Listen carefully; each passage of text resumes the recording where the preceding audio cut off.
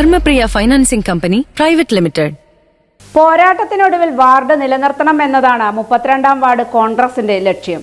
പോരാട്ടത്തിനൊടുവിൽ ward നിലനിർത്തണം എന്നതാണ് കോൺഗ്രസിന്റെ ലക്ഷ്യം.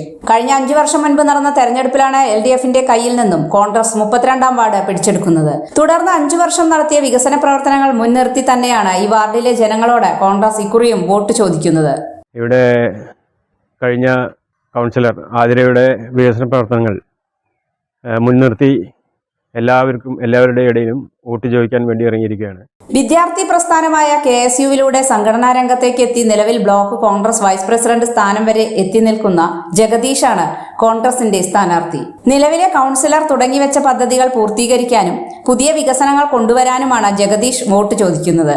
KSUവിലെ മുൻ പരിചയവും ബ്ലോക്ക് കോൺഗ്രസിന്റെ ഇപ്പോഴത്തെ വൈസ് പ്രസിഡന്റുമായ പാർട്ടി പ്രവർത്തനമായിട്ടാണ് ഞാൻ ഈ വാർഡിനെ പ്രതിനിധീകരിക്കാൻ വേണ്ടി ഇറങ്ങിയിരിക്കുന്നത്. LDFന്റെ കയ്യിൽ നിന്നും ഉണ്ടായിരുന്ന വാർഡ് നാരായണ നമ്പൂരി എന്ന ചെയർമാനായിരുന്നു. അന്നത്തെ വികസന പ്രവർത്തനങ്ങൾ എല്ലാവർക്കും നോക്കിയാൽ അറിയാം. അവരുടെ കയ്യിൽ നിന്നും ഈ വാർഡ് തിരിച്ചു പിടിച്ചതാണ് ഞങ്ങൾ. ഇനി തുടർന്നുള്ള എല്ലാ വികസന പ്രവർത്തനവും തുടങ്ങിവെച്ച പദ്ധതികൾ പൂർത്തിയാക്കാനും അതിലൂടെ ജനങ്ങളുടെ മറ്റുള്ള ക്ഷേമ പ്രവർത്തനങ്ങളിൽ ഒരു പങ്കാളിയായിക്കൊണ്ട് എന്നും അവരോടൊപ്പം ചേർന്ന് നിന്നുകൊണ്ട് പ്രവർത്തിക്കാൻ ഞാൻ സന്നദ്ധനാണ് എന്നുകൂടി എല്ലാവരും അറിയിക്കുന്നു.